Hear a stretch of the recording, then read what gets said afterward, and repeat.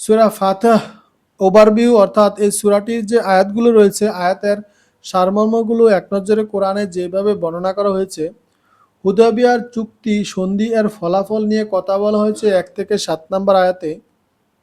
নবীজি সাল্লাল্লাহু আলাইহি সাল্লাম এর আগমনের উদ্দেশ্য ও বাইয়াতে রিদওয়ান এর ব্যাপারে আলোচনা করা হয়েছে 8 থেকে 10 নম্বর আয়াতে।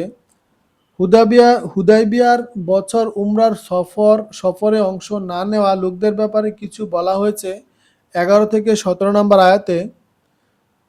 বাইয়াতে রিদওয়ান এর অংশগ্রহণকারীদের ওপর আল্লাহর সন্তুষ্টি প্রকাশ করা হয়েছে ও তাদের দিয়েছেন বিজয়ের ওয়াদা আলোচনা করা হয়েছে সূরা ফাতিহ 18 থেকে 24 নম্বর আয়াতে। যুদ্ধের হুকুম না দিয়ে আল্লাহ কেন হুদায়বিয়া সন্ধি চুক্তি করালেন তার ফলাফল নিয়ে আলোচনা করা হয়েছে 25 থেকে 26 নম্বর আয়াতে। রাসূলদের দেখা স্বপ্ন অবশ্যই বাস্তবতায় রূপ নেবে। রাসূল ও তার সাহাবীদের বৈশিষ্ট্য বর্ণনার মধ্য দিয়ে ইতি টানা হয়েছে এই সূরাটি, আর এটি আলোচনা করা হচ্ছে সূরা ফাতিহের 27 থেকে 29 নম্বর আয়াতে।